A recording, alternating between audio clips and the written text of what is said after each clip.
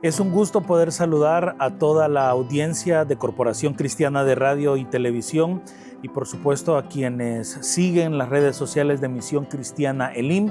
Mi nombre es Ricardo Hércules y es un gusto poder estar en estos momentos en esta entrevista especial con el pastor José Ángel Pérez. Él es el pastor a cargo de la filial de Misión Cristiana Elim en El Triunfo. Esto corresponde al Departamento de la Libertad.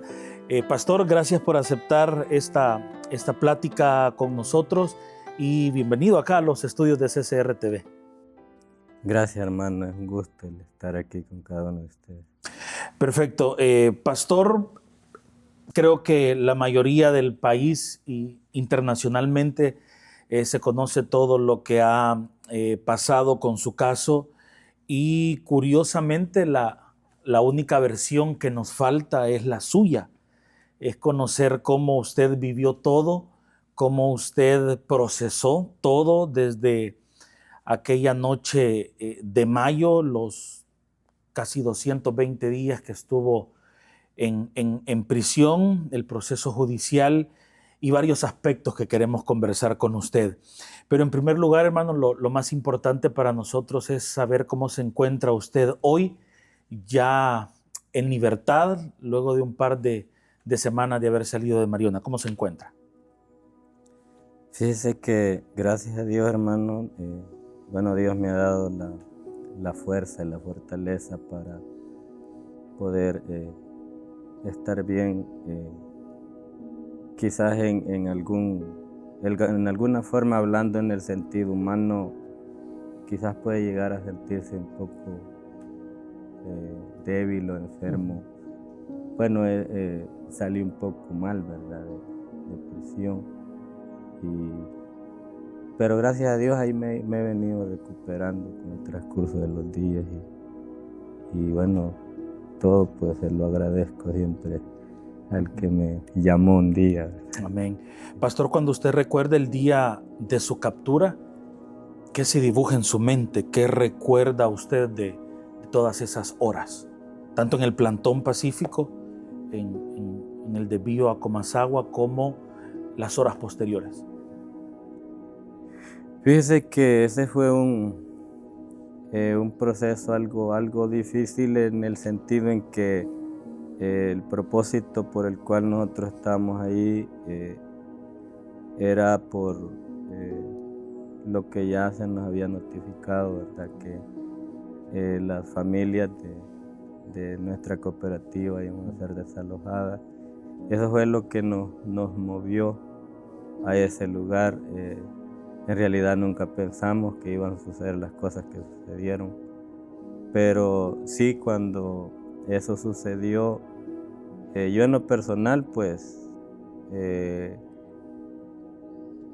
lo que los señores agentes nos decían, ¿verdad?, es que ya tenían una respuesta para nosotros y que nosotros nos acercáramos a ellos, porque ellos ya traían la respuesta. Cuando nosotros nos acercamos a ellos, nos dijeron que les acompañáramos porque teníamos que ir a un lugar en donde nos estaba esperando el jefe, decía el señor agente, para darnos una respuesta. Entonces nosotros no creímos en eso, bueno, que nosotros queríamos que nos dijeran ahí la respuesta, ¿no?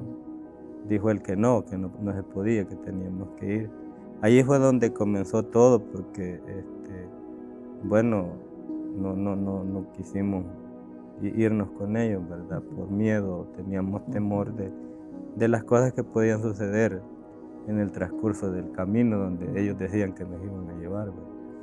Entonces, allí fue donde, yo fui por ser el presidente de la cooperativa, me acerqué y de ahí llamaron al otro compañero, ¿verdad?, que era el abogado que nos estaba apoyando para sacar algunos documentos de la cooperativa, porque el presidente que en aquel tiempo hizo, nosotros, ¿verdad?, hizo alianza con este señor Palomo, le entregó los documentos de la cooperativa. Por ejemplo, la escritura no la tiene cooperativa, no que la tiene él.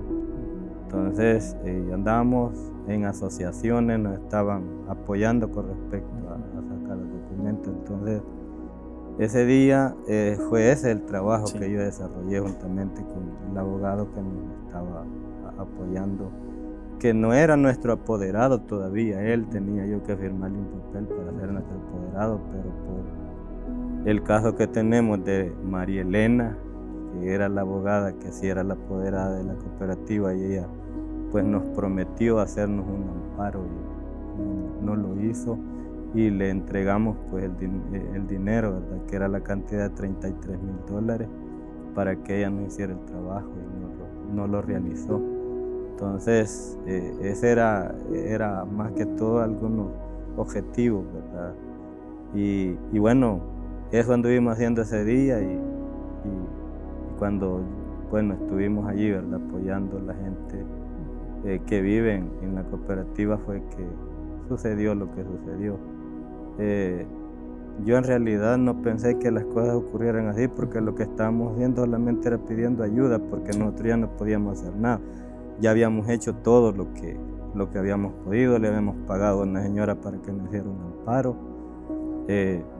Habíamos buscado todos los medios, la forma de hacer las cosas bien, ¿verdad? Como muchos agentes me lo dijeron a mí, porque ellos me dijeron, ¿por qué no hicieron las cosas bien? Nosotros lo hicimos todo lo que pudimos, pero no se logró, ¿verdad? Entonces fue allí donde ocurrió lo que ocurrió esa noche. Pastor, para el IM, usted es uno de nuestros pastores de una filial así reconocida en el Departamento de la Libertad. Para las habitantes del Triunfo de la cooperativa, usted es el presidente de la cooperativa, y para la sociedad, pues así lo dimos a conocer. ¿Por qué le hago mención de las funciones que usted ejercía tanto como líder espiritual como presidente de una cooperativa? Estos plantones pacíficos, que por cierto el plantón del 12 de mayo no fue el único, hubieron otras reuniones que ustedes tuvieron antes y entregaron cartas incluso al batallón presidencial, hay imágenes y fotografías públicas de eso. ¿Las organizaba usted o cómo llegaban a los consensos con la familia para decir, ya agotamos todas las vías posibles, es hora de ir a la calle? Fíjese que en realidad en lo personal, hermano, mi intención no era ese. No era ese. Mi intención era apoyar a la cooperativa en lo que se pudiera, porque teníamos anteriormente, teníamos un documento que también, ¿verdad?, lo fueron a tirar a la calle diciendo que las tierras de la cooperativa estaban en subasta. Entonces, venimos nosotros y algunas personas, ¿verdad?, del mismo cantón que viven en cooperativa, y dijimos, vamos a hacer una concentración allí en el juzgado donde estuvimos aquel día, donde fue nuestra liberación, entonces, para que la subasta no se dé. Pero nosotros no sabíamos en realidad, ¿verdad?, cómo eran las cosas, cómo era que se realizaba eso. De allí posteriormente nos dijeron que no era así, ¿verdad?, que no era que se iban a subastar las tierras en ese momento y que iba a llegar un comprador y iba a comprar la cooperativa y la gente iba a quedar sin sus hogares. Entonces nosotros, como no sabemos nada de eso, nosotros íbamos a hacer eso, a decirle, pues, a hacer la gente, como dice, a decir que no ocurra eso. Ya posteriormente fue que sucedió lo demás, ¿verdad? Pero en realidad el objetivo y el propósito y la iniciativa no fue mía. O sea, fue de la gente que vive en tierras de la cooperativa. Nosotros, en realidad, yo no vivo en tierras de la cooperativa, ¿verdad? Yo tengo mi lugar donde vivo, que por cierto no es mío, no que es de mi esposa, es una herencia de ella, ¿verdad? Pero yo vivo con ella. Entonces, mi objetivo era solamente apoyar a la gente, y bueno, yo se los decía a ellos muchas veces. Los niños que están yendo al CDI son más de 200 niños que nosotros tenemos en CDI, y la mayoría viven en terrenos de cooperativa. Entonces, allí el afectado no iban a ser solo las personas adultas, sino que iban los niños, iban a ser los ancianos y todo. Entonces la gente se organiza y dice, me dicen a mí, ¿verdad, hermano? ¿Qué nos sugiere ustedes hacer? Entonces vengo yo y digo, no podemos hacer nosotros más, ya buscamos la forma como poder librarnos de este señor, no lo hemos podido hacer, entonces ahora el único que nos puede ayudar es el presidente. Entonces vienen ellos y toman la decisión, ¿verdad?, de ir a hacer una concentración ahí para pedirle al presidente que fuese él, que era el único que nos podía detener el desalojo, porque ya estaba el documento que el 22 de mayo la gente tenía que salir, porque si no la iban a sacar. Entonces deciden ellos mismos como comunidad, ¿verdad? Vamos, hermano, y hagamos algo, porque si no, ¿dónde vamos a ir nosotros? Y no tenemos a dónde ir, ¿verdad? Entonces así fue como se decidió hacer eso, pero en realidad el trabajo que yo desarrollo en la cooperativa, el objetivo es apoyar a la cooperativa por las personas que habitan allí. Es decir, que siempre, pastor, se pensó en acciones pacíficas. Así es. Siempre pensamos en eso, nunca pensamos nosotros en como dicen algunas ocasiones, quemar llantas y hacer relajo, como se dice, sino que siempre pensamos en que íbamos a hacer una concentración, decíamos nosotros, pacífica, con el objetivo de que nos ayudaran, porque no podíamos más, o sea, estamos con los brazos cruzados, o sea, no podemos más, y fue difícil. Bien, pastor, muchas cosas durante todo este tiempo y ese proceso nos iban sorprendiendo, y hablo de la sociedad en general, no solo del IM, y de todas las organizaciones internacionales y las repercusiones a nivel mundial que tuvo su caso. Por ejemplo, esto que usted menciona de involucrarse de lleno en la cooperativa sin usted vivir dentro de la cooperativa, fue algo que impactó mucho, porque hablaba mucho de su intención, de su vocación de ayudar a las personas. Nos dimos cuenta, y esto pues lo menciono por si alguien ya lo olvidó, que el cargo de presidente de la cooperativa es ad honorem, es decir, usted no recibe un salario, un sueldo por ser el representante de la cooperativa, y son detallitos, son, digamos, engranajes de la historia que fuimos conociendo con el paso de los días y que realmente impactaron mucho. Pastor, luego las últimas imágenes que nosotros tenemos de su captura son de un uso excesivo de fuerza por parte de la Policía Nacional Civil, y de lo que pues muchos analistas y medios de comunicación hablan del estreno, digamos, de lo que conocimos como la Policía Militar. Fue la primera vez en esa concentración pacífica de la Cooperativa El Bosque que vimos ya los emblemas, ¿verdad?, o las palabras Policía Militar. ¿Qué pasa en el trayecto de la patrulla cuando usted es subido al pick-up de la policía, y en el traslado hacia la delegación, que entiendo que en primera instancia fue la delegación de Santa Tecla? ¿Qué pasó en ese recorrido y al llegar a las Bartolinas policiales? No me suben solamente a mí, suben a 4 Correcto. conmigo. Eran otros 3 hermanos y yo. Bueno, uno de ellos era mi hermano, que era el que me abrazaba cuando el policía me jaloneaba y me rompieron la camisa. De allí nos trasladaron a la delegación, nos pusieron en un murito así en el suelo, sentados, y comenzaron a quitarnos los documentos, el DUI y el teléfono, y bueno, comenzó el jefe, ¿verdad?, a decir, son los 4 que tenemos aquí. Y cuando comenzó él a ver los documentos, comenzó a decir de que no iban los 4 que ellos querían, iba solamente uno, que en el caso era yo. Sí. Y dijo una agente, este viejo se va a arrepentir de haber hecho lo que hizo. Entonces en mi pensamiento, en ese momento dije yo, ¿qué hice? ¿De qué me voy a arrepentir si no he hecho nada malo? Entonces, pero le digo yo a mi hermano, mira Luis, porque se llama él, mira Luis, le digo yo, llévamele la cartera a mi esposa con el RIB para que lo tenga ella. Yo había dejado una moto por allí parqueada, ¿verdad? En la calle, y le digo yo, llévamele la llave a mi hermano Amílcar para que me lleve la moto, porque yo creo que el objetivo soy yo. Entonces mi hermano, él lloraba y me decía, lo siento hermano. Y yo le dije yo, no te preocupes, le voy a hacer frente a esta. Y ahí cuando ellos lo sacaron a los tres, los subieron a la patrulla y se fueron. Y yo me les quedé viendo.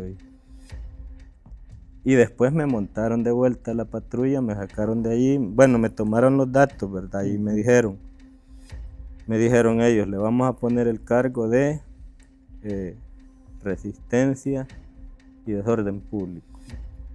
Y vino otro agente y le dijo, ponele otro. Muy poquitos, eso no es suficiente para lo que ha hecho este viejo.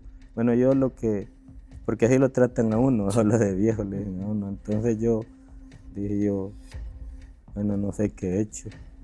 Y si ellos me van a implicar algo, pues Dios les va a cobrar un día. Mi pensamiento es así, ¿verdad? Entonces de allí me sacaron nuevamente, me llevaron a otros lugares, me anduvieron casi toda la noche, como a las 2 de la mañana fue que me fueron a dejar a otra delegación que está cerca de donde al siguiente día me sacaron de allí, me llevaron a otros datos y de ahí fue que me llevaron al penalito, fue el siguiente día. Entonces, ya estando en el penalito, bueno, allí no recibió el encargado, ¿verdad? El otro agente allá, y comenzó él a tratarme y a decirme cosas que fueron difíciles para mí, pero yo dije yo en mi pensamiento, está hablando porque no sabe la realidad de las cosas. Si él lo supiera, en vez de estarme insultando, mejor me felicitara, pero no lo sabe, pobrecito. En mi pensamiento lo dije así. En realidad me dijo un montón de cosas, pero yo no le contesté. Y a los 3 días me llegó pidiendo perdón. Entonces, él está hablando porque no sabía. Mucha gente ha hablado porque no lo sabe, porque en realidad no saben la realidad de las cosas como es que ocurrieron. Pero así, ese fue el proceso ese día que me llevaron a mí. ¿En qué momento usted recibe la noticia, pastor, que esa detención administrativa, como se le conoce legalmente, daba paso ya a todo un proceso penal? ¿Y cómo recibe usted la noticia? Vaya, fíjese que no, bueno, uno como se junta con algunos presos que tienen un poco de conocimiento, porque ellos ya han estado ahí. Yo, gracias a Dios, a mi edad, que tengo 55 años, yo nunca había estado preso, jamás en mi vida. Yo les he dicho, y la gente me conoce en mi cantón, yo nunca he tocado un arma. Y yo viví en el tiempo de la guerra, en donde se miraban los guerrilleros pasar por la casa de uno, a veces lo agarraban, lo llevaban a la casa, a la Fuerza Armada. Igual yo viví en esa época, pero nunca participé de ninguna cosa de esas, porque soy un tipo de persona que no me gusta andar metido en problemas de eso. Entonces, no es porque a uno no le decían, no lo invitaban y le decían, mire, apóyenos en esto, sino que porque yo sé que hay cosas que son ilícitas, que no hay que hacerlas uno, y yo en lo personal siempre he luchado por resguardarme en ese sentido. Entonces, yo escuché allí en el penal que el caso de nosotros dura 3 días en penal. Eso me contaron ellos. Entonces ellos me decían, hermano, no, de usted ya se va a ir, porque yo les decía el caso mío, de lo que a mí me acusaban, porque a mí ya me lo habían dicho unas noches anteriores. Entonces me decía, pues no, hombre, hermano, usted 3 días va a estar aquí. Pasaron los 3 días, bueno, pasaron los 17 días, como los 19, 17 días para que lo hicieran la audiencia inicial. yo siempre sentí de parte de Dios las cosas que iban a ocurrir. Dios siempre me hacía sentir en mi corazón las cosas que iban a ocurrir. Y yo sentía una angustia el día que nos sacaron de allá para ir a la audiencia. Y yo le decía al abogado que estaba conmigo, no nos hagamos ilusiones, no crea que va a ser tan fácil salir de aquí. Entonces, nos hicieron la audiencia y de ahí nos remitieron al penal. Y bueno, ese momento para mí fue un momento muy difícil, incluso para mi esposa, porque ella me dijo, ya no lo voy a poder ver. Fue duro para mí el separarme de mi familia y no saber nada después de ella. Fue duro, pero yo le dije yo a ella, bueno, yo me recuerdo que le dije yo, no me dejes solo. Porque no es fácil estar aquí. Yo ya no quiero estar aquí. Yo me recuerdo que eran como 19 días. Y bueno, pasó el tiempo y no nos trasladaban. De presto, como a las 2 de la mañana, 3 más o menos, nos gritaron para que saliéramos, nos sacaron y nos trasladaron al penal.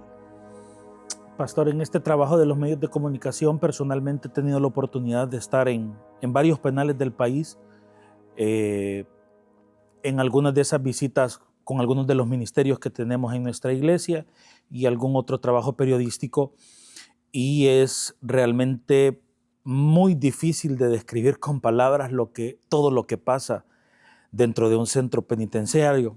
En su caso, el Centro Penal La Esperanza, que los conocemos popularmente como Mariona. Para usted, pastor, ¿qué fue lo más difícil de estar esos meses en Mariona? Habían varias cosas, hermano, que a mí me preocupaban. Una de las cosas que más me preocupaban era el estado de salud de mi esposa. Bueno, yo siempre en lo personal, Dios me ha enseñado que antes de pensar en uno, pensemos en los demás.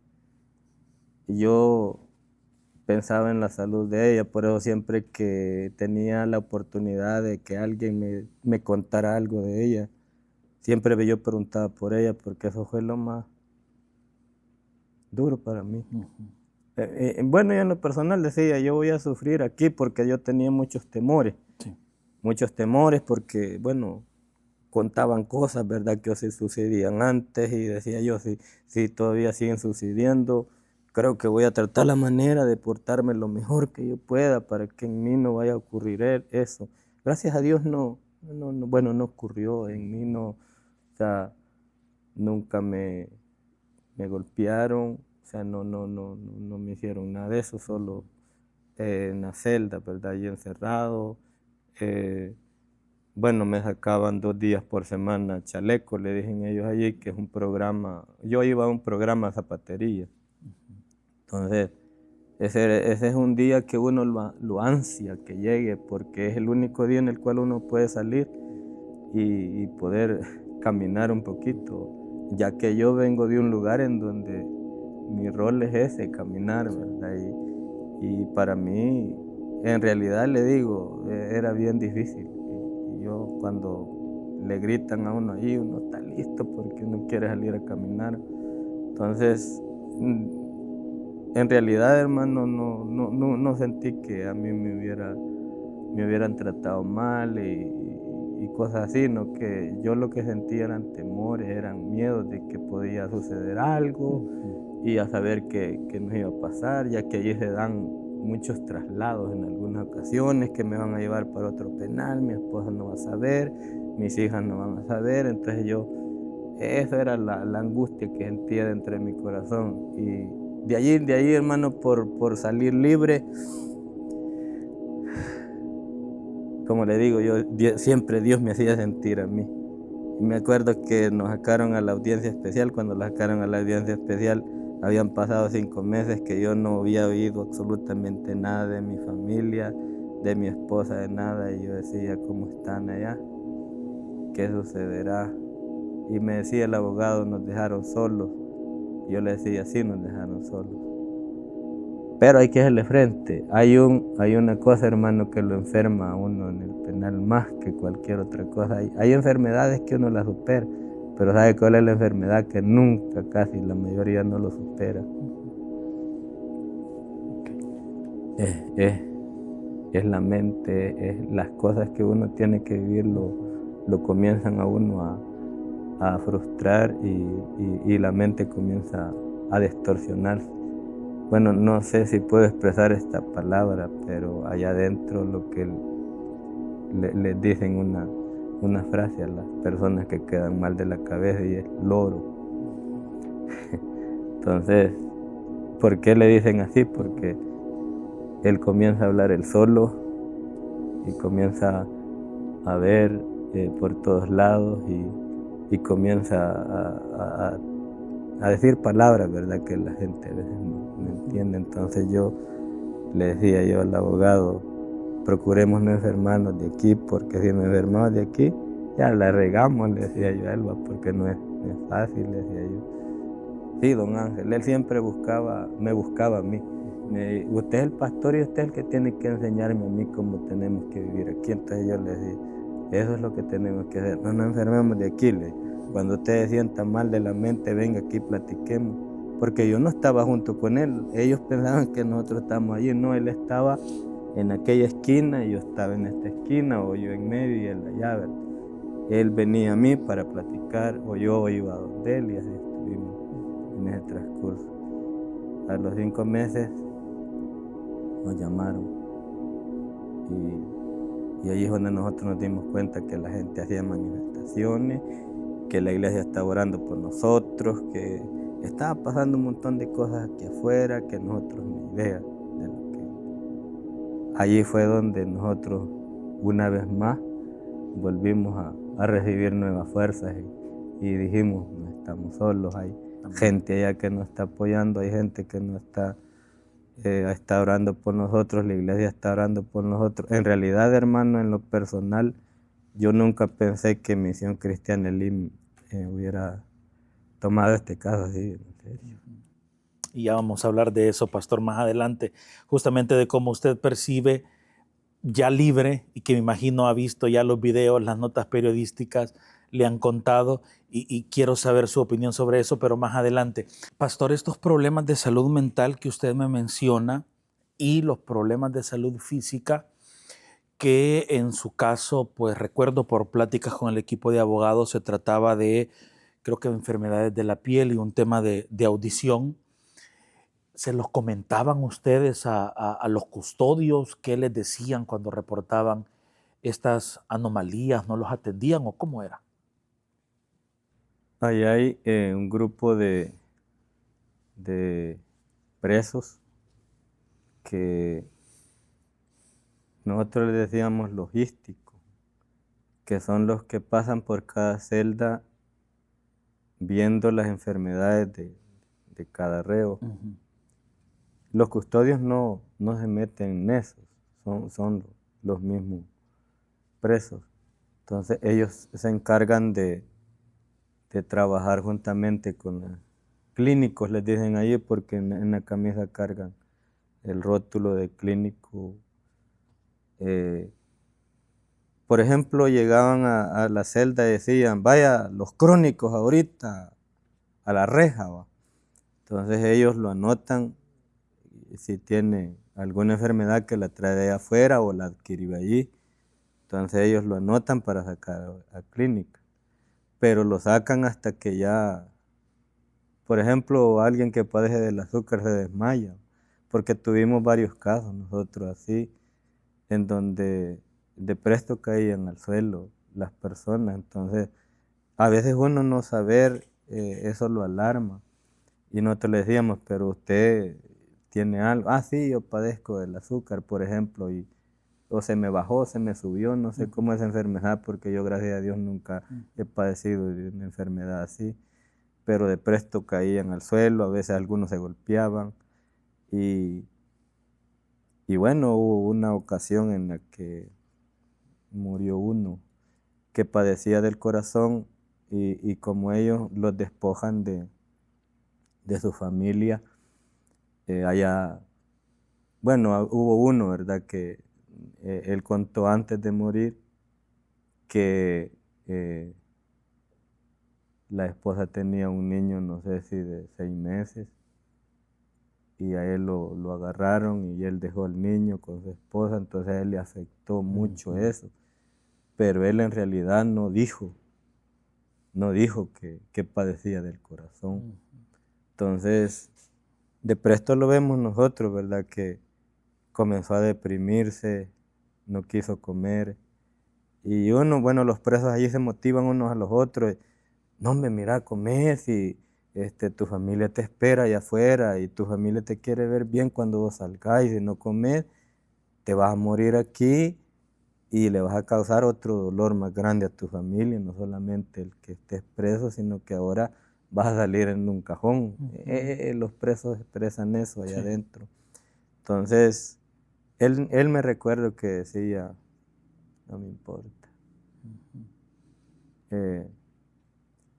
Y que yo no sé si era por el delito, porque como hay delitos que son bien fuertes, los presos saben que va a ser bien difícil que salgan de allí, ¿verdad?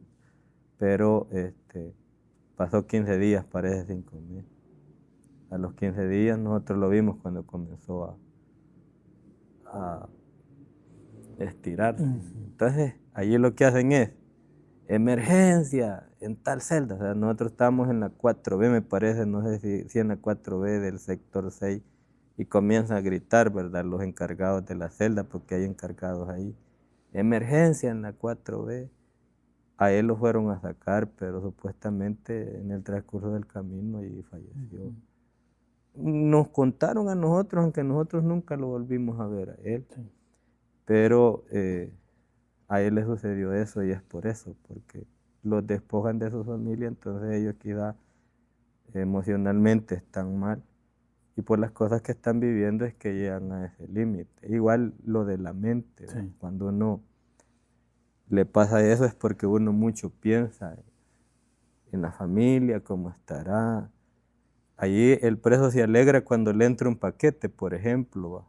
Entonces, me entró un paquete, ¿va? Entonces significa que mi familia está bien, ¿va? Y que todavía se acuerda de mí, porque hay uno que nunca les meten paquete. Entonces yo le digo ya a mi esposa que lo que uno hace es compartir lo que uno recibe con ellos.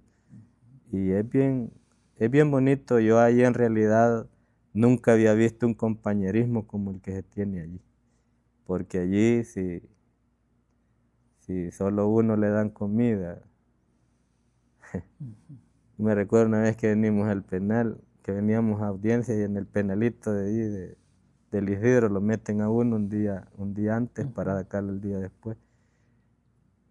Un pedacito de tortilla así cada. Pero hay que comer todo. No tiene que quedarse ni uno sin comer, no importa la cantidad. Lo que importa es que comamos todo. Entonces, como le digo, no he visto eso yo. Aquí afuera le digo yo a los hermanos, vaya como a veces promedio con algunos, le digo yo, aquí afuera no quiere tomar donde yo tomo agua, no quiere tomar el otro. Y vamos a poner a creer, hermano, que yo voy a tomar allá, no. Allá de una pichinga llena de agua tomamos todos, los que no tienen. Y es, como le digo, un compañerismo, se come todo, se hacen todo en común, todo, o sea, bien bonito, ¿verdad? El aprecio que, bueno, yo en lo personal, por tener el privilegio que Dios me ha dado, a mí los presos siempre me buscaban para pedirme un consejo, para decirme, hermano, ¿qué puedo hacer en esto? Y si es una pregunta bíblica, me la preguntaban. Y a veces habían veces que a mí, yo soy así, ¿verdad? Olvidado que hay pasajes que me acuerdo lo que dicen, pero no me acuerdo dónde está. La cita. La cita ni el libro. Entonces, la Biblia dice tal y tal cosa, pero ¿y dónde, hermano? Entonces, a veces nosotros nos poníamos con otros varones que son cristianos allá adentro a buscar el pasaje para poder ayudarle a las personas, porque es lo único que a ellos les ayuda con lo mental. Entonces yo les decía, este pasaje le puede ayudar a usted mentalmente, sepa una cosa, que nosotros somos creación de Dios y que si somos creación de Dios, Dios tiene el control de todas las cosas y aquí nada va a pasar mientras que Dios nos lo permita. Y yo como soy así, yo les decía, si se muere es porque Dios quiso que se muera. Pero si Dios dice no se va a morir, va a salir de aquí el día que Dios quiera y va a salir bien. Gracias, hermano, ya salían ellos a su lugar, ¿verdad? Entonces, porque así es. ¿Tenía, pastor, en prisión la posibilidad de practicar estas disciplinas espirituales, como le llamamos? Es decir, tener espacios para leer la Biblia, tener espacios de oración, escuchar predicaciones quizás de otras personas, o no sé si usted tuvo la posibilidad de predicar. ¿Cómo mantuvo su fe en esos meses en prisión? Vaya, con respecto a la oración es bien difícil, porque la cantidad de personas es mucha. O sea, uno tiene que pasar, por ejemplo, para ir al baño, ¿verdad? Hay un pasillo como de aquí a allá y uno tiene que pasar porque como ellos se cansan tanto estar en el mismo lugar, entonces uno se estira o se acuesta y como en el pasillo siempre ponían gente, uno tiene que pasar brincando ahí para encima de los demás y nadie dice nada porque ellos saben que se tiene que hacer, entonces uno tiene que pasar para ir al baño y de ahí regresar y pasar encima de ellos porque ellos están allí descansando. Entonces, ese es el rol diario que uno hace. Entonces, cuando se trataba de leer la Biblia o de orar es bien difícil porque en el catre hay 2 o 3 personas. Entonces, ¿quién se va a poner de rodillas en donde no hay un espacio? Entonces, yo en realidad, hermano, así en lo personal, a mí siempre me gusta ser sincero, yo sé que Dios sabe la verdad. Yo en el día no oraba, no podía hacerlo. Yo en la noche es que oraba en mi lugar en donde yo tenía que dormir. Entonces allí estaba las veces que despertaba, decía yo orar y decirle a Dios, dame la fuerza, capacítame porque esto está serio. De allí leer la Biblia sí, porque en el transcurso del día se podía. Uno de los problemas que tenía yo era de que no veía la letra.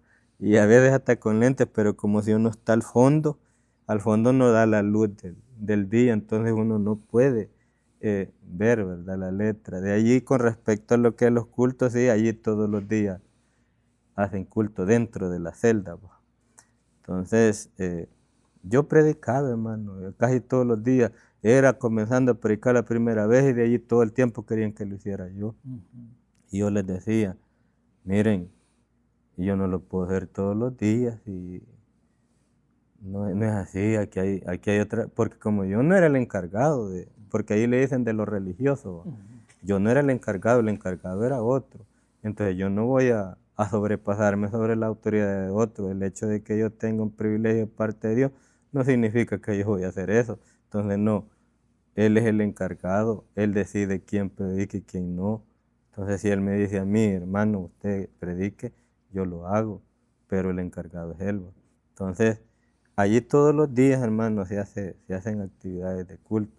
Pero lo único que llegué a ver yo allí era de que allá hay cristianos católicos. Yo nunca he oído esa frase aquí afuera. Yo solo sé que hay católicos y hay cristianos, pero cristianos católicos no. O mormones o testigos de Jehová, que allí no hacen distinción. Allí como me predica un católico, como me predica un testigo de Jehová. Entonces yo les decía yo a ellos, miren señores, yo no les traigo aquí un mensaje, porque allí la costumbre que tienen es de que leen el pasaje y comienzan a decir, Dios los va a sacar de aquí, que Dios tiene el control de todas las cosas, un día de estos Dios les va a dar la oportunidad. Y yo les decía cuando yo predicaba, ¿y si Dios no se las da? Ustedes seguirán siendo cristianos porque a Dios no se ama, porque me haga un favor. Yo a Dios tengo que amarlo porque es Dios y por lo que Él hizo espiritualmente en mi vida. Entonces, si Dios me saca de aquí, yo lo decía a ellos, si Dios me saca de aquí, la gloria es para Él, y si no me saca, la gloria es para Él, ¿y cuál es el problema? Y todos se me quedaban viendo y me decían, ¿cuál sería, hermano Ángel, usted para predicar? Es que a mí me gusta ser sincero, a mí me gusta decir las cosas con verdad. Entonces, algunos de ustedes no van a salir, me disculpan ustedes, pero ustedes son delincuentes.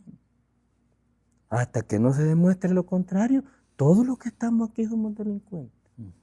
La única diferencia entre ustedes y yo, que yo vengo siendo pastor de afuera y cristiano de afuera, y ustedes aquí se han venido a hacer. Y ustedes saben por qué se han venido a hacer, porque quieren un beneficio de Dios, y Dios se los puede dar, pero si Él quiere. Entonces yo, hermano, siempre en mi momento de predicar soy así.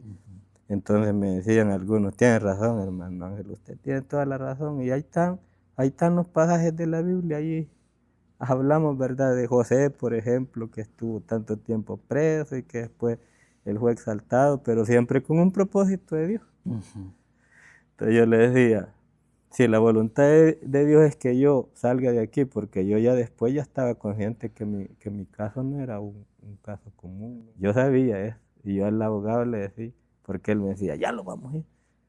Ah, no, hombre, le decía, yo me daba risa. Mire, no se haga muchas ilusiones, le decía yo, porque recuerde que nuestro caso no es común. Pero una cosa, hermano, que sí me dio satisfacción, y era de que mi caso no era por ser un delincuente que estaba allí, sino que mi caso había sido resolvido, ya mi gente ya no iba a salir de su casa. Eso era algo que me mantuvo hasta el fin. Valió la pena. Me rompieron la camisa y me hicieron lo que quisieron ahí. En el video se ve que me estiraban por un lado y otro, sí, pero valió la pena. Eso me mantuvo a mí firme, y aquel también valió la pena. O sea, no echaron a la gente. Cuando nosotros nos dieron esa noticia que todavía estamos en el penalito, a mí me llenó de satisfacción, y ahí dije yo sé que mi esposa va a sufrir allá afuera por mí, pero valió la pena. Y eso nos mantenía. Fortalecía. Pastor, en estos minutos que llevamos de plática, usted ha dejado entrever justamente las características de un pastor, en el sentido de tanto el consejo amoroso que se le puede dar a una persona con ternura, con cariño, como también confrontar el pecado y hablar directamente a una persona que ha cometido un error, y detalles incluso como respetar la autoridad del otro pastor a cargo, ¿verdad?, de las enseñanzas dentro del penal. Y hablando justamente de ese corazón de pastor que usted tiene, no sé si ya lo leyó, pero 6 días después de su captura, el pastor general de Misión Cristiana de Lin, Mario Vega, publica el editorial Oler a Oveja, que, bueno, en los primeros párrafos hace una descripción de quién es usted, cómo es usted. Luego hace un llamado contundente a cómo la iglesia debía reaccionar ante la injusticia de su captura. ¿Qué le dice eso a usted, pastor? Esa categoría o esa etiqueta que el hermano Mario le da de ser un pastor con olor a oveja. Bueno, fíjese que, yo desde el inicio, yo vengo de un mundo, ¿verdad?, un poco difícil en mi vida. Y cuando Dios en su misericordia me llama para esto, yo en realidad, hermano, yo no tengo mucho tiempo de tener el ministerio. Aproximadamente son 3 años, más o menos, que me ordenan como pastor. Toda mi vida a mí me tuvieron como un obrero en ese cantón. Nosotros dependíamos de Zaragoza. Pero mi deseo y mi anhelo, y yo a los hermanos de la iglesia se los digo, mi deseo y mi anhelo es de que cada uno de los hermanos que ya están dentro del camino de Dios sepan en quién han creído, y sepan de dónde han salido, y sepan para dónde van. Ese ha sido mi deseo. Y una de las cosas que siempre me he esforzado y luchado es por ser igual que los demás. Yo he participado, a veces me han invitado a otras iglesias, y en otras iglesias le ponen a uno el asiento allí enfrente del altar y comienzan, aquí está el pastor fulano. Y yo siempre que me invitaban me sentaba en la última silla, y yo no sé por qué, me recuerdo la última vez que dijo el pastor, yo no sé por qué el hermano Angelito dijo, es orgulloso que no le gusta pasar aquí. Y yo le dije, yo no soy orgulloso, me gusta estar en medio del pueblo, porque el hecho de que yo predique el evangelio no me hace más que los demás, somos iguales. Aquí yo lo único que tengo es un compromiso con Dios que tengo que cumplir, pero no soy más que otros para que me quieran dar honores que a veces los merecemos, le digo yo, y a veces no, ¿verdad? Pero los honores vienen de parte de Dios, y si Dios me da un honor a mí, es porque Él así lo ha querido, pero yo tengo que relacionarme con mis hermanos, tengo que platicar con ellos, tengo que servirles a ellos todo lo que pueda. Y yo soy así, hermano. Yo antes, bueno, viví en la época en la cual la iglesia eran bien poquitos hermanos. Yo dirigía, yo predicaba, yo hacía todo. Posteriormente, cuando comenzó a crecer un poquito, ya no lo pude hacer, ya sentía yo que no aguantaba. Por ejemplo, allá a Los Pajales, yo iba, ya le voy a decir, iba martes, iba jueves y a veces iba domingo o sábados a veces a supervisar, porque a mí siempre me ha gustado hacer eso. O sea, yo con mis hermanos me gusta relacionarme, le digo, hagamos un convivio, vamos a comer juntos, vamos a bañarlos al río, vamos a bañarlos a otro lugar turístico. Bueno, en el sentido de lo económico para nosotros es bien difícil, pero si nosotros no tenemos para ir, por ejemplo, a un lugar turístico en donde se paga por la entrada, vamos al río, allí baja el poco de agua y lo bañamos juntos. Entonces, los hermanos son testigos que nosotros hemos ido a hacer sopas, ¿verdad? Al río y hemos estado juntos. Siempre me ha gustado relacionarme así con la gente y que la gente sepa, pues, de que yo lo único que soy servidor de ellos, no soy más. Entonces, si la gente me va a respetar a mí es por mi ejemplo, no porque yo diga, yo soy esto, sino que porque yo les quiero demostrar que es ser un cristiano, porque hay mucha gente que dice ser cristiana y que sus actuaciones son de otra forma. No, yo les digo, soy aquí en la iglesia, soy el mismo que soy en la casa, soy el mismo que soy allá donde ando con ustedes, en mi trabajo, soy el mismo. O sea, yo no voy a cambiar. En algunas ocasiones me decían algunos hermanos que yo les llamaba la atención, y por las cosas que he dado. ¿A usted por qué no va al mercado? Si usted fuera al mercado se diera cuenta de la corrupción que hay allí y a saber si hasta usted hubiera caído ya. Y yo les decía un verdadero cristiano no cae. Entonces hoy ya tuve esa experiencia, hermano, ya tengo cómo hablar. Porque ya estuve en medio de 200 personas solo en una celda y con 7,000 y algo, en donde yo me mantuve firme o Dios me mantuvo firme. Amén. Y le puedo demostrar a otra persona que verdaderamente Dios cambia la vida de la persona, que no todos somos iguales, ¿verdad? Sí, una de las primeras producciones que nosotros realizamos como CCR-TV fue justamente preguntarle a hermanos y hermanas de su congregación de la filial en El Triunfo, ¿quién era usted? ¿Cómo era usted? Y las personas lo pueden buscar en las redes sociales porque ese material aún está alojado y justamente lo describían como alguien cercano, como alguien que siempre estaba con la gente, que siempre acompañaba.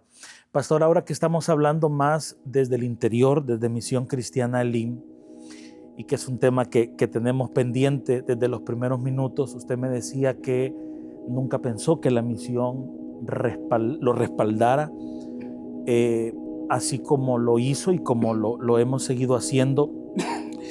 Y en ese sentido quiero saber cómo usted percibió y recibió ese respaldo que Misión Cristiana Elim dio durante todo este proceso.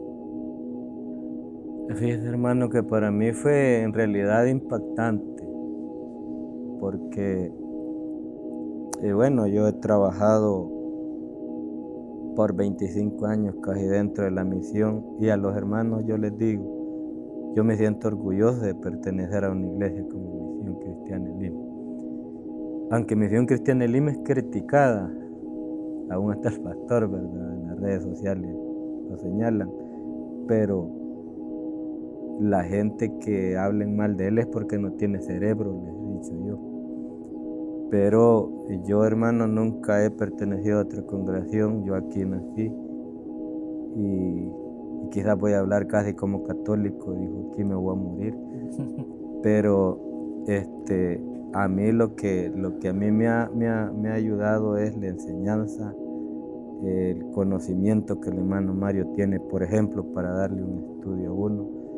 Y bueno, al darme cuenta que toda Misión Cristiana Elim Central estaban pendientes de nosotros, estaban orando por nosotros y haciendo todo lo que se pudo en favor de nuestra liberación, porque Dios nos fortaleciera allá adentro.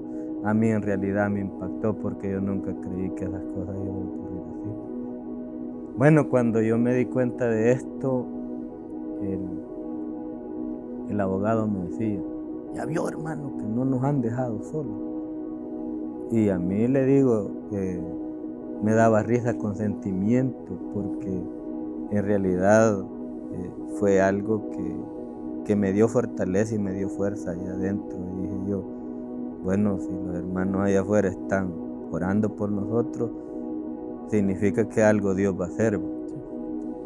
Y yo lo sentía en mi corazón también, ¿verdad? Pero sí, fue algo muy, muy impactante, hermano, el saber de que hay otra gente que, aunque quizás no lo conoce a uno, pero se interesa por uno y hace, hermano, todo lo que está a su alcance por amor a uno. Eso es algo que en realidad a uno le ayuda. Y yo le digo, he visto muchas personas que los olvidaron allá adentro. A mí me da lástima, más que todo lo que están bajo régimen. Hay gente que no dice nada. Y ahí están. Tienen 4 años, unos 3, y andar ahí.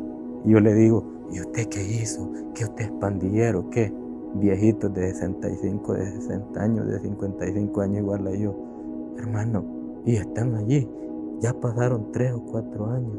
Y le digo, ¿y usted qué hay? No, hermano, yo no he hecho nada. A mí de la casa me fueron a sacar, del trabajo me fueron a traer. Yo sin saber nada. Y créame que a mí eso me duele. Me ha dolido allá adentro porque son ancianos que no. Bueno, yo no los vi en el transcurso que estuve allí. Yo nunca los vi hacer algo ilícito, como si fueran delincuentes. Pero ahí están. Y he visto otros que sí han hecho cosas, hacen cosas allá adentro. Pero ellos no. Y ahí están. ¿Qué papel debe jugar la iglesia, pastor, ante estas injusticias? En realidad, hermano, yo he estado pensando mucho en eso. Uno, nosotros nos creemos tan espirituales que lo que decimos vamos a orar por ellos. Y no se discute, eso hay que hacerlo. Hay que pedirle a Dios. Hay un hermano que se hizo bien amigo mío, que es un maestro de teología allá adentro. Y él me dijo, hermano Ángel, yo sé que usted se va a ir, pero una cosa que le quiero pedir es que no dejen de orar por nosotros allá afuera, porque la iglesia ya se olvidó de nosotros. Y le dije yo, mire, me va a disculpar, lo habrán olvidado otras iglesias, menos Misión Cristiana Elim siempre está orando por los presos. Si es que no se preocupe, créame que vamos a orar. Y me abrazó, hermano, y me dijo, gracias, hermano, porque usted con esas palabras me ha dado un gran aliento. Sé que hay alguien allá afuera que se interesa por nosotros. Eso sería, yo pienso que eso sería lo uno. Y lo otro, hermano, es hacerle conciencia a las personas que tienen el poder para que ellos valoren eso y antes de tener a una persona y justamente allí le investiguen y que si es inocente no la tengan allí de por gusto, porque hasta la familia está sufriendo por ello. Porque en realidad eso es lo que ocurre. La familia está sufriendo por ello y ellos ahí están encerrados sin deber nada. Entonces, yo en realidad eso me ha dolido en mi corazón ver ese montón de gente. Algunos están conscientes y le dicen a uno, mire hermano, yo la realidad de las cosas es que yo estoy aquí porque he hecho algo ilícito. Pero hay muchos que dicen, no, yo no debo nada, no he hecho nada. Entonces no sé por qué estoy aquí, pero allí estoy, haciéndole frente a la vida. Y primero Dios, algún día voy a salir. Ellos tienen esa esperanza y la mantienen viva. Y más cuando uno llega y les da un abrazo y les dice, sí, Dios les va a ayudar. Ellos les da fuerza para continuar adelante. pero es bien duro para ellos.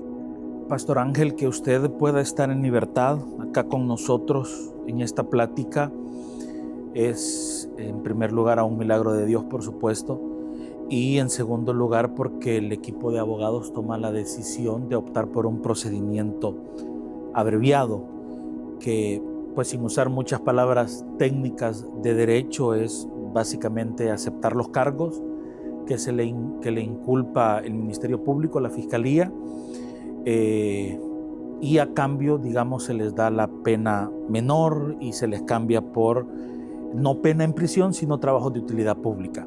Cuando a usted le mencionan esta posibilidad, ¿la acepta al 100% o qué lograban platicar con los abogados? Que ese es otro factor, que eran minutitos los que podían hablar con usted.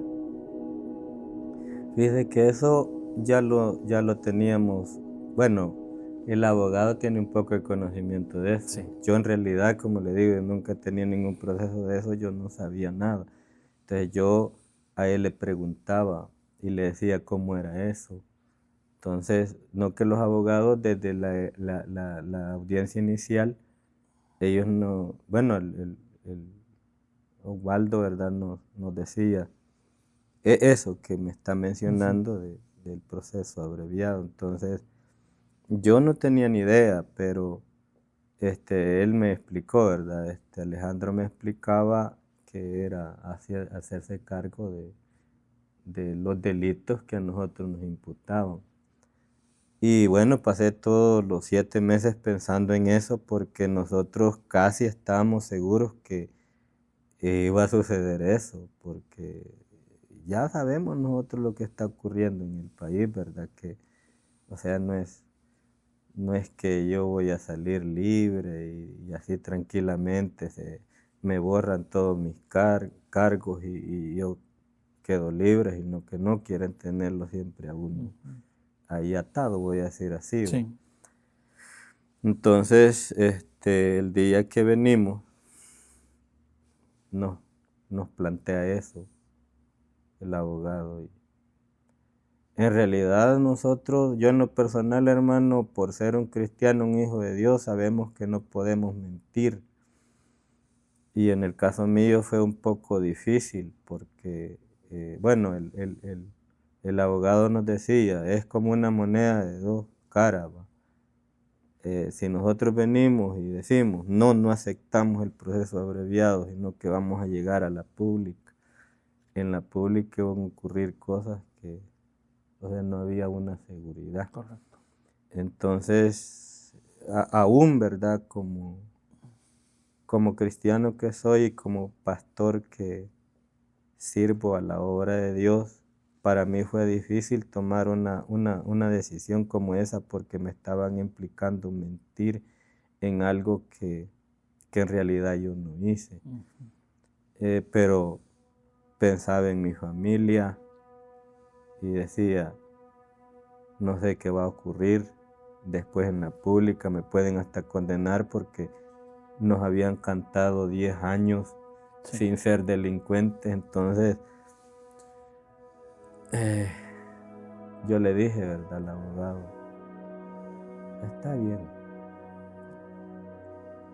voy a mentir y espero delante de Dios no ser acusada por él después. Que Dios se encargue de las personas que me van a hacer mentir. Pero yo lo que quiero es servirle a mi gente en la iglesia, estar libre para estar con mi familia y bueno, que se dé lo que se debe de dar. Como le digo, para mí fue difícil, pero tomé la decisión de sí, porque yo lo que quería era mi libertad. En el sentido de estar con mi familia, aunque no soy libre, ¿verdad? Porque es mentira eso, como lo vi como un engaño para mí, en donde me dicen, usted es libre, pero tiene restricciones y no puede hacer con libertad lo que usted quisiera. Entonces, está bien. Bueno, me recuerdo que en el proceso de que se dio, ¿verdad? De la audiencia especial que nos hicieron, incluso optamos por que nos pusieran un grillete, pero en ese día no se dio, ¿verdad? Nada, y bueno, ya esta última vez sí, bueno, el abogado me decía, Alejandro me decía, ¿verdad? Aquí es lo que usted decida, don Ángel. Decida usted es el que tiene la palabra. Si usted dice no, yo digo no. Y si usted dice sí, yo digo sí. Créame que yo he admirado a ese hombre. Yo en realidad lo admiro. Porque, bueno, yo me recuerdo que a mí me agarraron primero el día que me agarraron y yo fui solo allá. Y yo dije, gracias a Dios que me agarraron solo a mí. A los 3 días me oigo que dicen el nombre de él, porque a la par estaba. Yo estaba en la celda 3 y él estaba en la 2. Y como allí le gritan a uno para el rancho, le dicen ellos que es la comida que le dan. Oí la voz de él. Bueno, le digo a Alejandro, ¿y qué pasó? ¿Qué está haciendo aquí? Entonces viene él y me dice, es que usted se ha equivocado conmigo. Y le digo yo, ¿por qué? Le digo yo, porque usted piensa que lo voy a dejar solo yo, pero yo a usted no lo voy a dejar solo. No importa, hermano, que nos metan en la cárcel juntos, pero yo lo voy a acompañar. Me dice él, ¿verdad? Y le digo yo, bueno, pero es que usted no tiene que estar aquí, si el problema es con nuestra cooperativa, no es con usted. Usted solo quería apoyarnos en sacar documentos que la cooperativa perdió, entonces, ¿qué está haciendo aquí? Ah, no sé, me dijo, la verdad es que aquí estamos. Entonces, en ese momento yo entendí de que él iba a hacer lo que yo le decía. Entonces yo le dije bueno, tomemos una decisión o la tomo yo. Tómelo usted porque yo no la voy a tomar, yo voy a hacer lo que usted dice. Entonces yo le dije al abogado, lo aceptamos. Queremos estar con nuestra familia, queremos estar sirviéndole a la iglesia, ¿verdad? En este caso. Y para poder hacerlo necesitamos estar libres, presos. Sí. Porque así es, ¿verdad? Bueno, que por cierto hay algo que quizás la gente no sabe. El abogado Alejandro estuvo en el culto de acción de gracias que se hizo en el volcán. Él, bueno, me imagino que fue decisión de él, por supuesto, al salir en libertad de los juzgados de Santa Tecla, él y andaba con su familia también. Estaban allá en la filial Elí en el volcán, siendo parte de ese acción de gracias. Creo que no se tomó ninguna fotografía, ningún video de eso, pero sí el abogado Alejandro estaba ahí.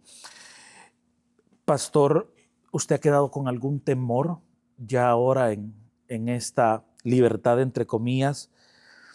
No sé, temor de salir solo, temor de seguir siendo presidente de la cooperativa El Bosque, de seguir siendo pastor del Triunfo.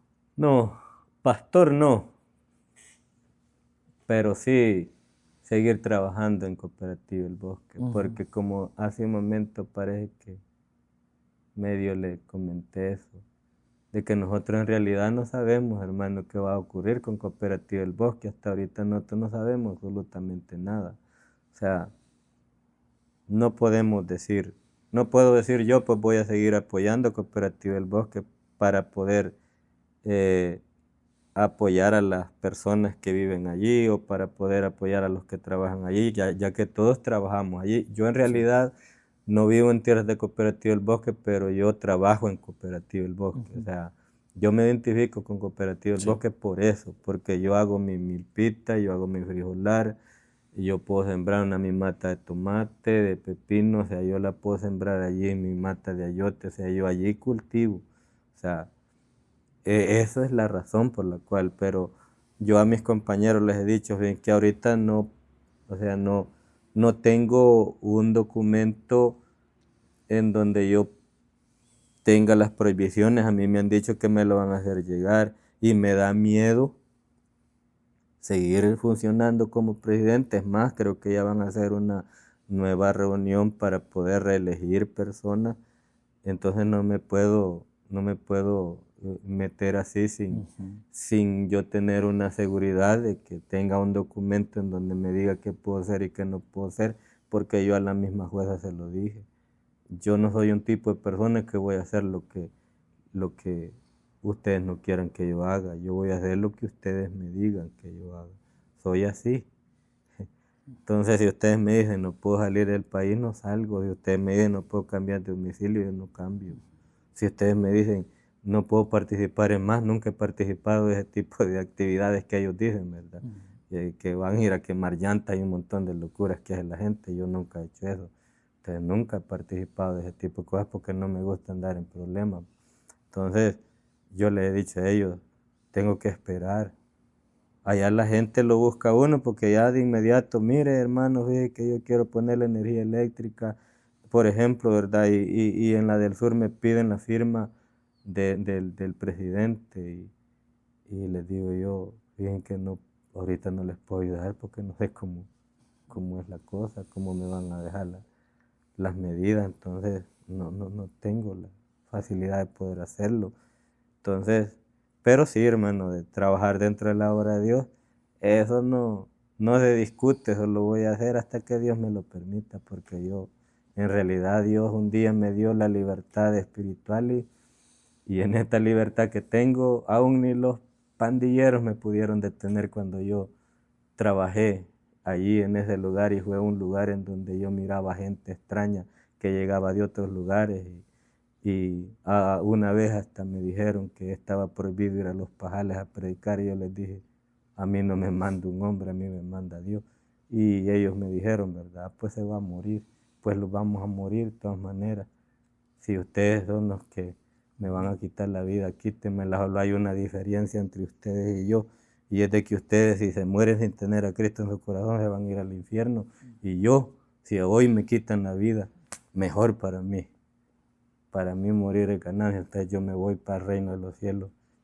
No hay ningún problema, vean qué hacen ustedes. No me detuvieron, por eso es que ahora, no sé si usted fue a los pajales.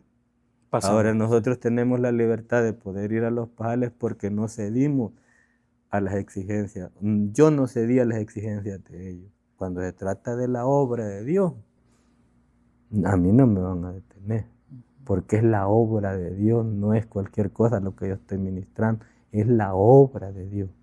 Y el que manda aquí, y el que manda ahí arriba y donde quiera, es Dios. El día que Dios me diga no vas a hacer esto, no lo hago. Pero si Dios me dice que yo tengo que hacer, yo lo voy a hacer. Y no importa las consecuencias, les digo yo, ¿verdad?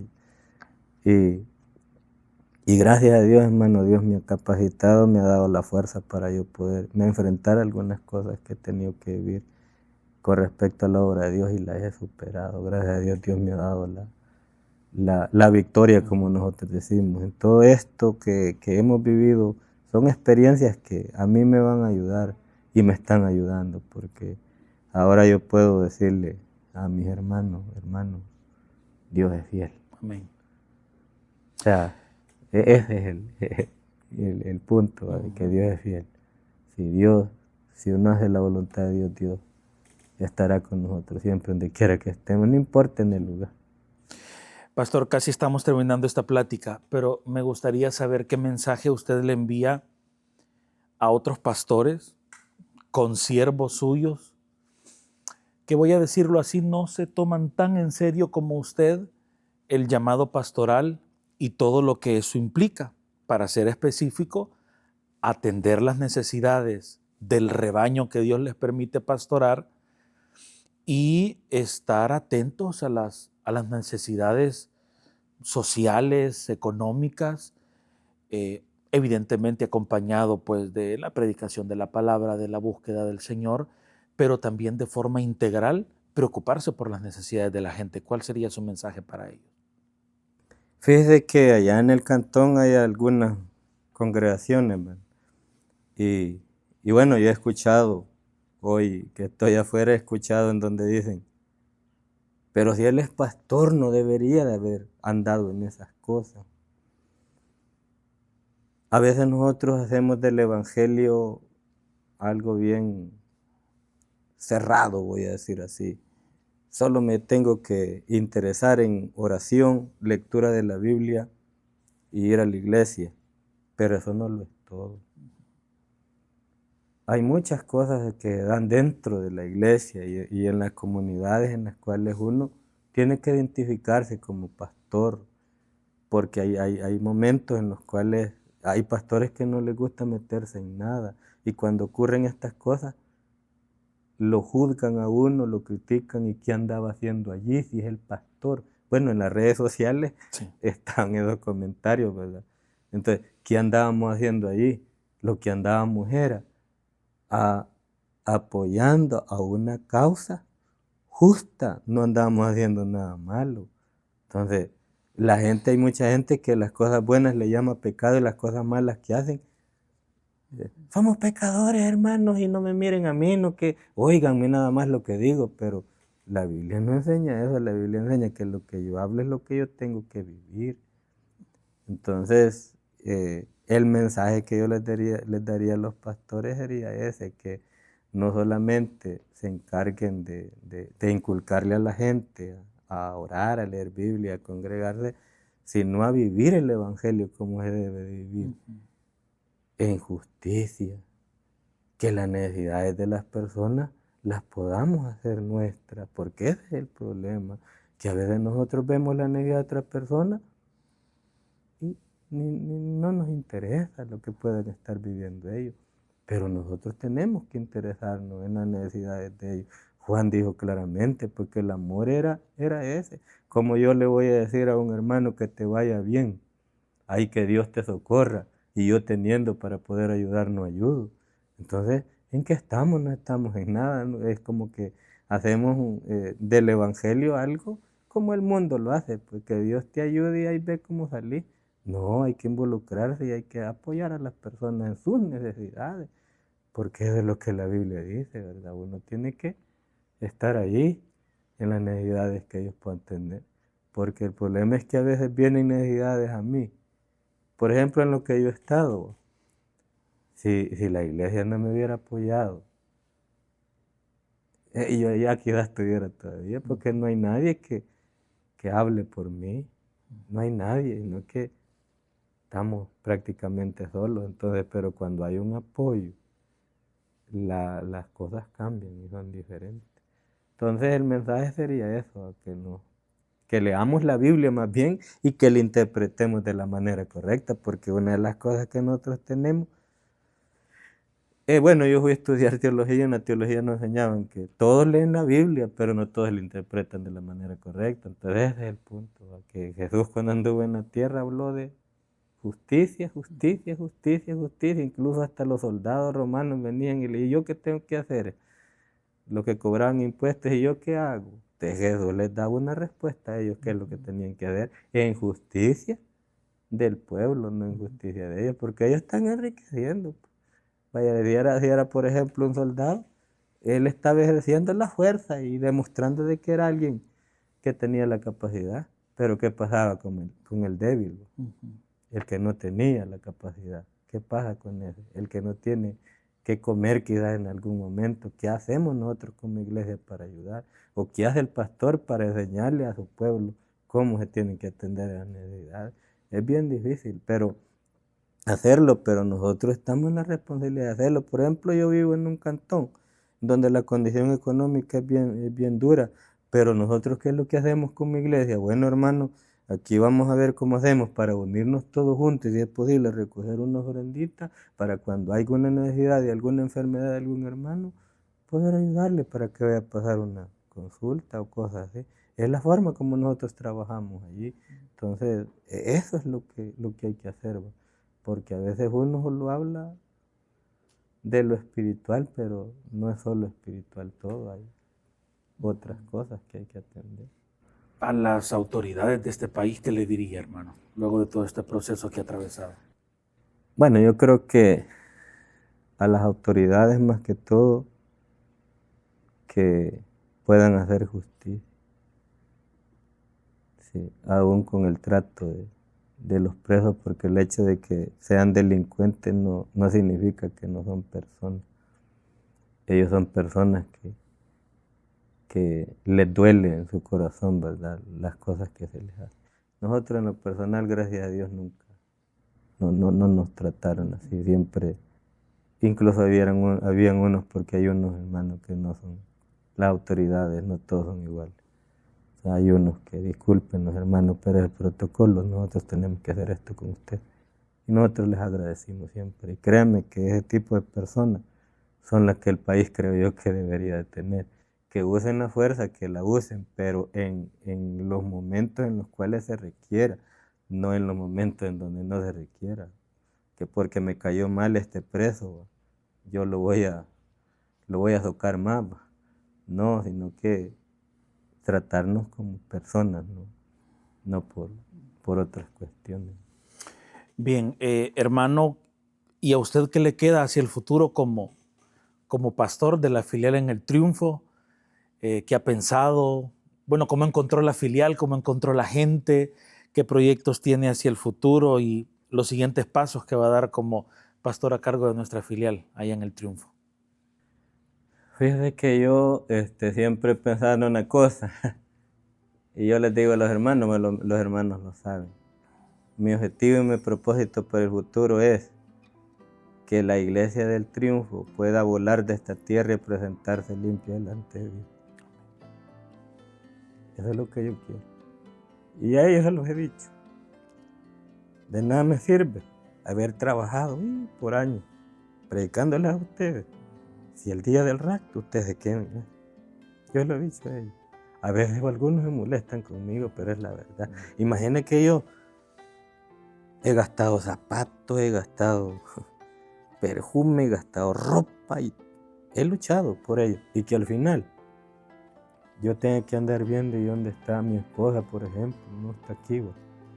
Porque en realidad, hermano, nosotros tenemos una gran responsabilidad con nuestra propia familia. Entonces, yo siempre trato la manera, a mis hijos, yo les llamo la atención, les digo, bueno, hijo, ¿y ustedes qué? Eso no es lo que les he enseñado yo a ustedes. Entonces, ¿qué es lo que pasa? Pero con la iglesia sí, hermano, con el que llega a la iglesia yo le digo, usted tiene que llegar allá arriba, hermano, si usted no llega allá arriba, entonces mi tiempo perdí con usted. Porque me esforcé por usted y me esforcé por gusto, porque mire, ahí se quedó. Entonces mi objetivo es ese. En primer lugar, en segundo, tener un local bonito siempre ha sido mi sueño. Porque para nosotros ha sido bien difícil. Créanme que ese terreno que ahora ustedes ven, ese ha sido un proceso largo que nosotros hablamos de él.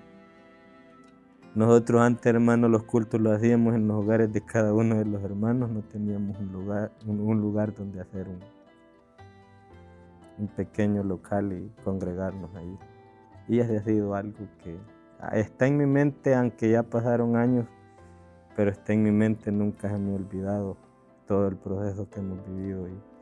Y mi sueño ha sido siempre de construir un local y gracias a Dios hoy que salí, les digo a los hermanos, bueno, ¿y eso? Esto no lo había visto yo antes. Entonces quiere decir que mi captura valió la pena por varias horas, por varios meses más bien. Entonces le digo yo, bueno, las cosas están cambiando aquí. Entonces, ¿qué quiere decir? De que Dios permitió las cosas con un propósito. Entonces los propósitos de Dios se tienen que cumplir de una manera u otra. Y yo no dejé así, les digo. Pero ahora las cosas han cambiado, entonces bueno, no deseo estar preso todavía, pero valió la pena el estar, ¿verdad? Ahí, porque la gente se ha motivado más, se siente diferente. Ahí encuentro los niños, hermano Ángel, qué bueno que lo tenemos con nosotros, me abrazan. La gente, hermano, no todos, ¿verdad? Porque hay unos que son odiosos también, pero la mayoría de la gente quiere.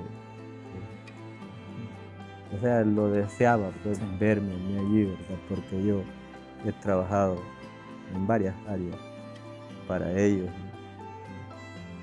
Y ellos dicen que bueno, hermano, gracias a Dios, Dios responde. Y le digo yo, ¿ya vieron cuál es mi Dios? Entonces, desde que ustedes tienen ahí pegada en la pared, voten lo que uno tiene poder.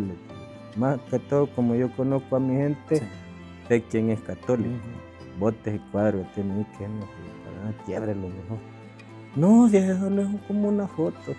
No, pero no sirve. Entonces así, ¿verdad? Pero Pastor, cerremos por favor con un mensaje para las personas que nos están viendo y escuchando en estos momentos y que están atravesando una injusticia. Puede ser algún familiar detenido, puede ser algún otro tipo de injusticia de cualquier índole, para que justamente, así como su caso lo ha ejemplificado, no dejemos de confiar nunca en el Señor. yo creo, hermanos, que lo que debería hacerse siempre, ya que nosotros no tenemos la capacidad de poder hacer más, lo que tendría que hacer la persona es confiar en Dios, que Dios de un momento a otro cambiará las cosas y que las personas pues, que están sufriendo, ¿verdad?, esas injusticias puedan ellos gozar, ¿verdad?, aunque sea por poco tiempo, ya que hay algunos que ya tienen tiempo de estar allí y ya son ancianos, que sea por poco tiempo ellos puedan disfrutar nuevamente de su familia y más que todo pedirle a Dios, ¿verdad?, porque la Biblia dice que hay que orar por los presidentes, por las autoridades, y a veces como iglesia no lo estamos haciendo y las cosas nos afectan a nosotros mismos. Entonces hay que pedirle a Dios que sea Dios quien nos ayude pues para orarle a Él, ¿verdad?, por ese tipo de personas que llegan al poder, para que ellos puedan aplicar justicia y que antes de tomar una decisión de castigar a sepan por qué lo van a castigar, cuál es el delito que ellos han cometido. No, lo agarro, lo castigo y después me doy cuenta que no es lo que pensé. Entonces, que Dios haga esa obra más que todo en las personas, ¿verdad?, que llegan a un poder, porque sabemos que hay personas que se están cambiando en los países y no todo el tiempo están ahí, pero hay que esforzarse y luchar pidiéndole a Dios que sea Él, ¿verdad?, quien tome control de las cosas, porque yo creo que una de las cosas que la iglesia no ha hecho es eso, es pedirle a Dios, porque Dios es capaz de hacer cualquier cosa, pero si nosotros se lo pedimos. Entonces yo creo que a veces la confianza no es que no estén las personas, lo que nos hace falta es la demostración de que necesitamos que Dios haga algo. Entonces eso es lo que nos hace falta. Muy bien, Pastor, gracias por su tiempo para conversar con nosotros. Gracias por su ejemplo, como bien lo hemos mencionado, de ser un pastor valiente, un pastor con olor a oveja. Y a usted que nos ha visto y escuchado también, gracias por estar con nosotros en estos minutos de plática junto al pastor José Ángel Pérez, pastor de la filial de Misión Cristiana Elim en El Triunfo.